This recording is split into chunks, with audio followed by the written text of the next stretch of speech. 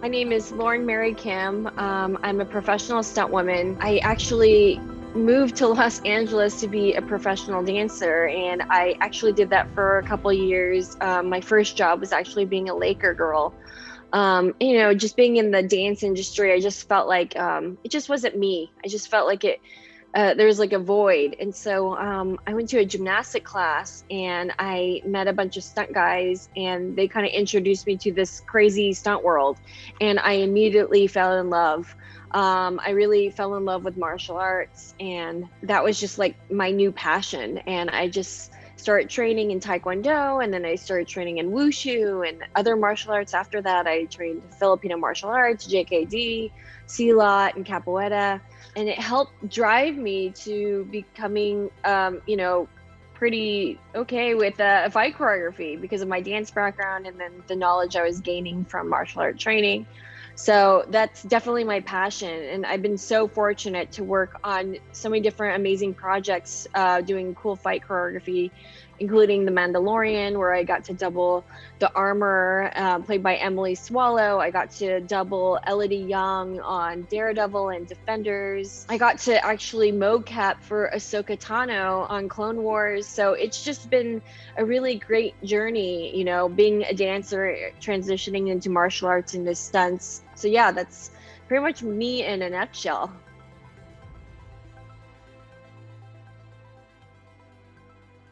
I trained in ballet, lyrical, jazz, hip hop, tap dancing. I did that ever since I was a child. That was like my passion as a child growing up. And I used to compete, do recitals. So, yeah, that was something that I did in my early part of my life. And now it's funny, I don't even dance anymore. Like if I took a dance class now, I'd probably embarrass myself. I was able to learn coordination, rhythm, a lot of key things that actually helps in martial arts a lot. Some dancers are some of the best martial artists, I think, because they are able to pick up cadence, choreography really fast, mimicking certain movements if they're not familiar with it. So yeah, I think it's a great tool to have in martial arts for sure.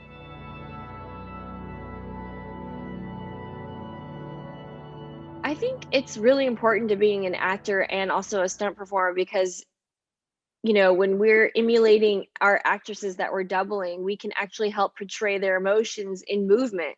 And with an acting background, I think it helps sell the character, because otherwise it would just be emotionless. Another thing I do is I really study my actors, like how they walk, how they move, who they are as a person, their essence. So I try to bring that character to life, and by, kind of emulating, acting like them. So that's part of acting, I think.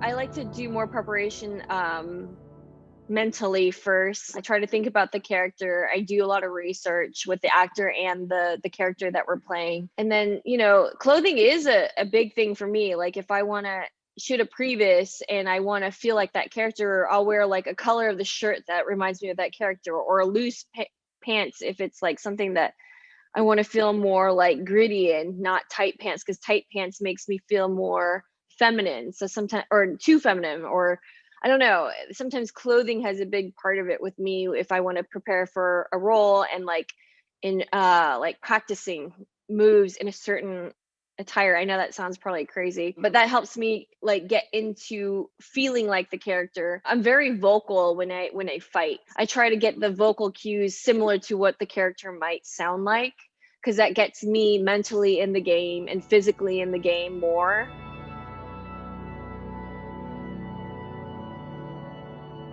Man, that was so long ago now. It seems like a lifetime ago that I did that character.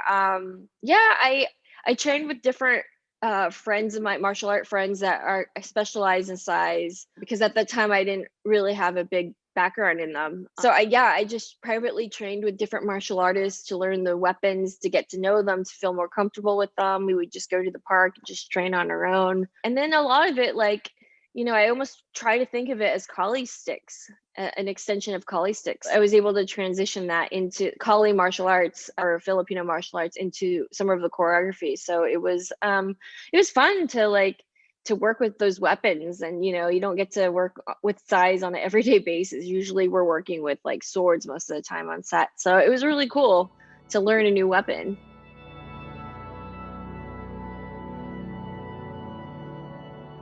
Well, rehearsal is really important to have the time with all the different performers because everyone has different timing. So they have to learn my timing because if I'm working with one person and then I go into the next, they actually have the harder job. They have the job where they have to time my positioning perfectly so they can come at the right time for me. And then, it's memorization, choreography. And then, on the day of the shoot, things always change. So like the coordinator or the fight coordinator might be like, "Hey, this isn't working for camera. Can we change this move?"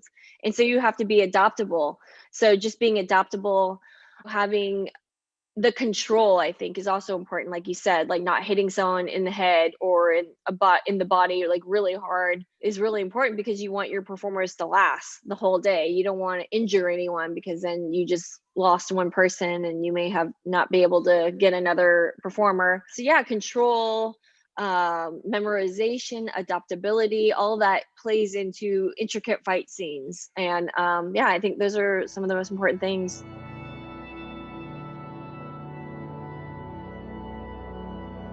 We had the amazing stunt coordinator, Maggie McDonald, and she hired me, Ryan Gray, Amy Johnston, and Tekla Hertavarova to help choreograph some scenes. So I was able to help choreograph some of the scenes against the two girl fights, Raya against the villainous girl that plays in Raya and the Dragon. I think the creators or the producers or the directors, I guess, they wanted like certain styles of each character. So Raya was more Silat / Filipino martial arts, and then the other girl was more Muay Thai, Muay Thai styles. I have a little bit of Muay Thai background, so I was able to come up with some moves for that character. And I actually got to do it with Amy Johnston, which is a dream because we work together all the time. We do our own projects together. So it just was a very fluid process. And, the animators, were able to see some of our reference footages that we shot for them. And, they took pieces of it that they liked, and then ultimately they made their movie with some pieces that we used, some that we didn't. So it was really cool to see how they were able to use some of our moves and create their own. So it was a cool little a project for me to work on.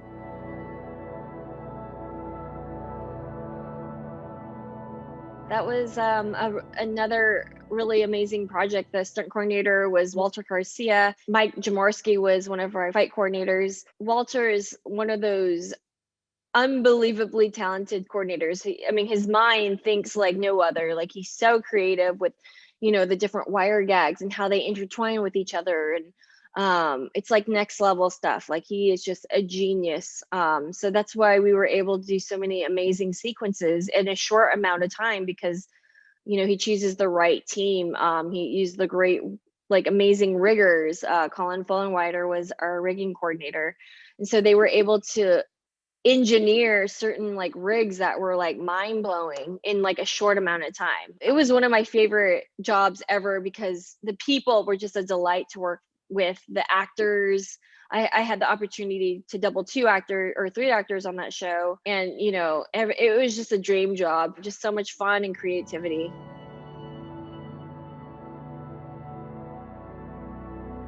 It's like, how did they even think of that? And the thing is, like, in the show, they're actually a married couple, so they work really well together. So Walter wanted to design a scene where we utilize that as a couple, like a married couple working as a team to fight and kill people. So, um, yeah, it was creative how like he uses the wall. He like climbs up the wall, does like some type of cool flip off of it, and then uses that energy to throw me into Wildcat and double push kicker in the chest. Yeah, I mean, we did obviously a bunch of rehearsals. We had time to workshop that scene because, at first we didn't know what we wanted to do. We did different variations where I did like a Kong over him into a flip into a kick. I can't tell you how many moves we workshop just to get that scene. It was really fun to play with. I mean, it was frustrating at times because you just want to get the move and you're not sure what move would look best or work best. The riggers were able to like design a rig that traveled me from the beginning, from the start of the grab, and then another part of the rig continued to take over my body to do the kick part. So it was really interesting. Like, I'm not a rigger, so I couldn't really explain exactly what it's called or what, but that's basically what they did. They used a traveling system that that helped direct me. And wire work is just so incredible to me still. Like, I've been doing wire work for a while, but it's just like the riggers that are behind these rigs are just, they're so smart, and they're like stunt engineers, I call them. They could probably design a house for you. They're so smart.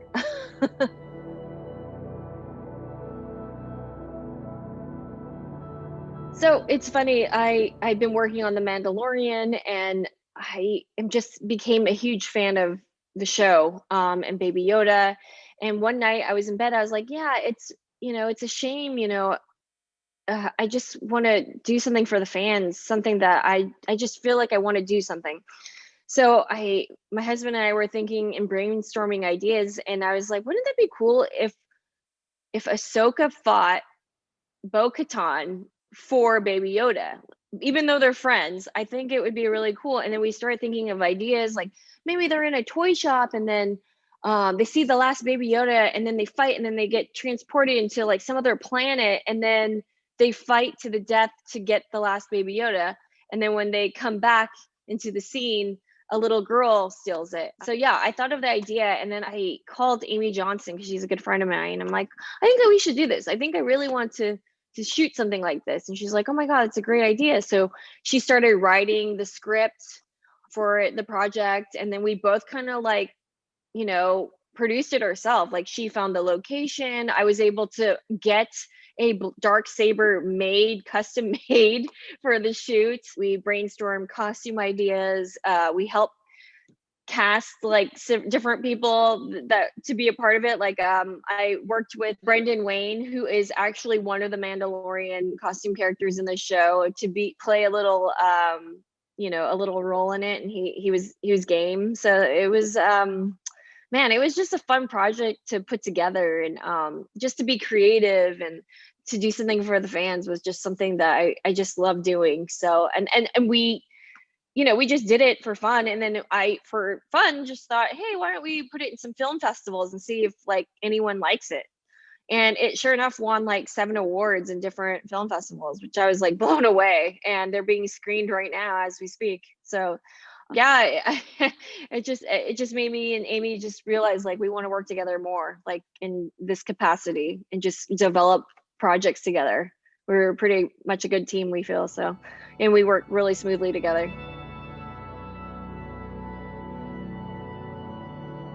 I had to do a cart here once in rain, and that was really unpredictable because rain is just another factor that you're just not sure how your body will respond to it. I ran in front of the car. I jumped up a little to get hit by the car, and then I kind of bananaed up the windshield. They didn't want me to go over the top. They just wanted me to hit the windshield and back, but because the water slipped me up, it was kind of scary. And then I lost kind of like awareness almost. And then people thought I landed on my neck. Luckily I didn't. It just looked like I did, but I didn't, because I kind of flipped over. But yeah, that was a little traumatic. It was a scary thing. Being hit by a car is never like an easy thing to think about. But yeah, that was probably one of my more scariest moments, maybe. And I was exhausted that whole weekend after, because I just could not stop sleeping. I think it was just trauma, maybe. I'm not sure. It was a movie called Secret Obsession on Netflix. I was doubling Brenda Song. I think I was shocked and a little PTSD at the end, because anytime like I'd be walking down the street, if a car was coming towards me fast, I would get kind of freaked out. Luckily not anymore, but for like a good couple months after that, I was a little shaken by it.